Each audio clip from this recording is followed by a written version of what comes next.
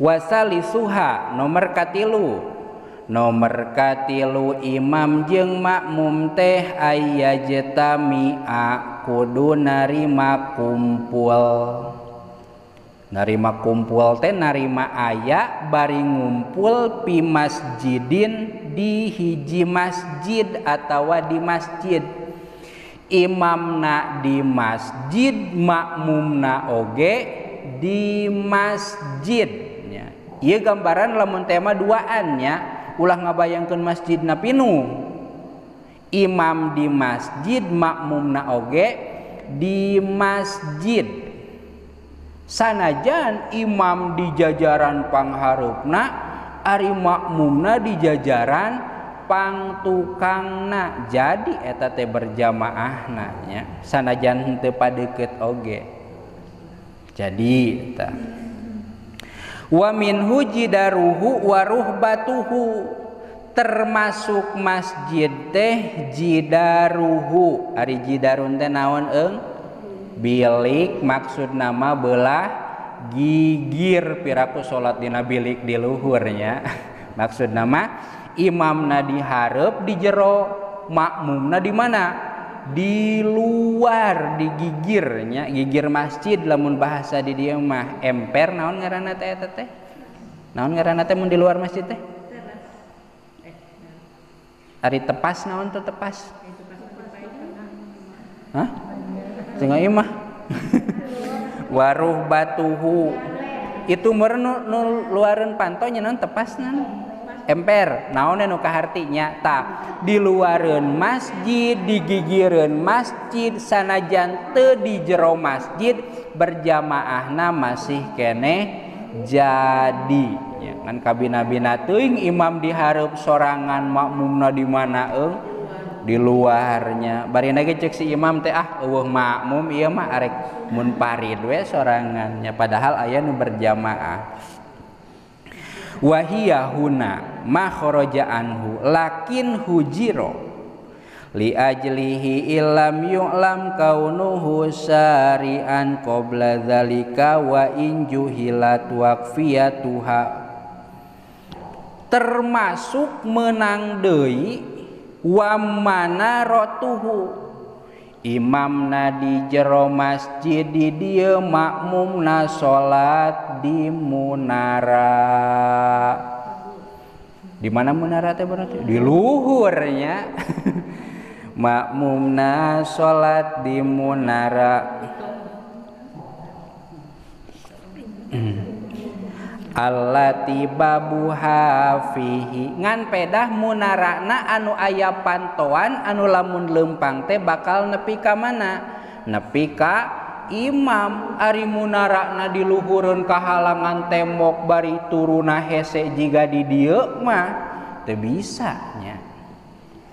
Au fi ruhbatihi atawa dina tepasna masjid di luar di emper. Wala yadurru bu'dul masafati wa huwa aktsaru min salasami'ati dzira'in takriban, termasuk masih keneh dianggap sah lamun jarak ti makmum ka imam teh aya 300 siku. Zaman baheula mah ku siku ngitung teh, berarti siku dijejar-jejar beureun kieu nya.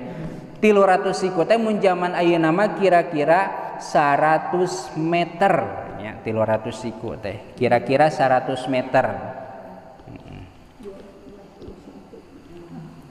Sasiku sabara 20 cm, 10 siku berarti 2 meternya nya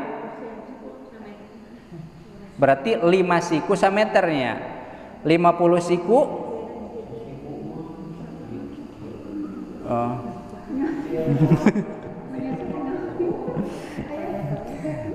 kira-kira 100 meter we nya. Engke wang hitung sikuna ya. Wa hailulatul abniyatil lati fil masjidi annafidatil abwabu ilaihi au ila sathihi.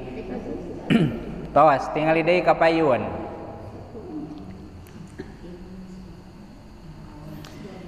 Posisi si makmum jeung imam lamun teh mah di masjid nya, lamun teh mah di masjid, lamun dibahasakeun masjid teh berarti termasuk jero masjid jeung luar masjid jeung loteng masjid lamun teh mah anu di tingkat masjidna.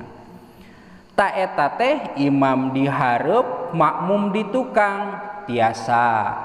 Imam di hareup makmum di lantai 2 tiasa. Termasuk tadi mah makmumna di mana dina munara nya. Munarana ge munara anu nya minimal aya tempat salat masjid bari aya jalan tumerus, jalan anu bisa dilempangan pikeun supaya nepi ka imam.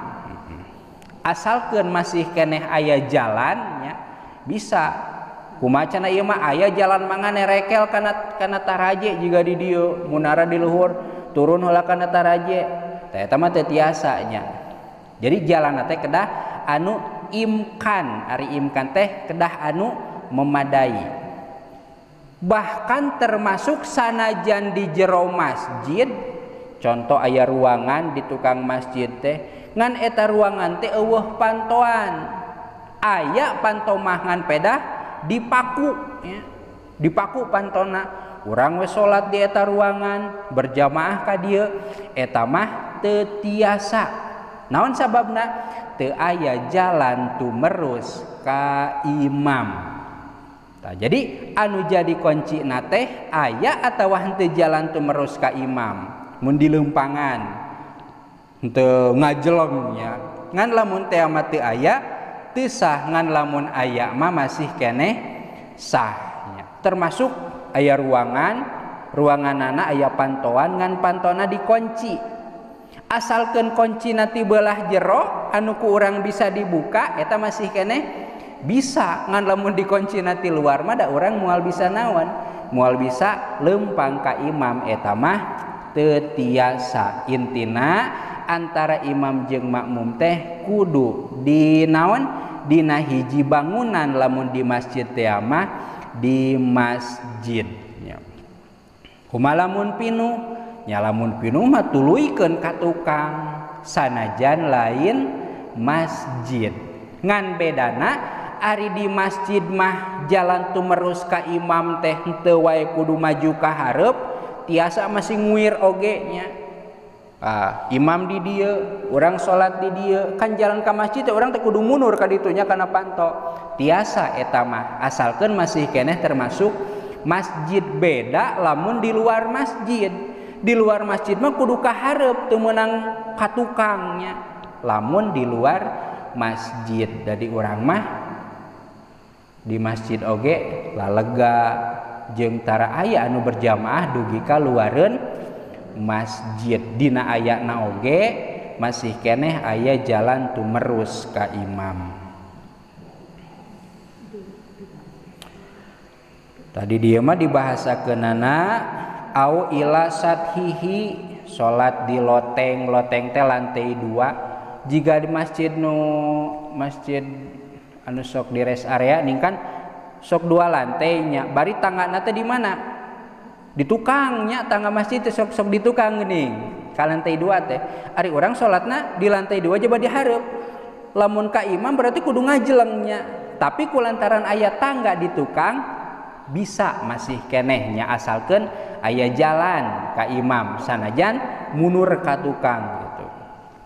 Ari masjid keneh mah ngan lamun tos sanes masjid mah wayahna teu tiasa eta mah.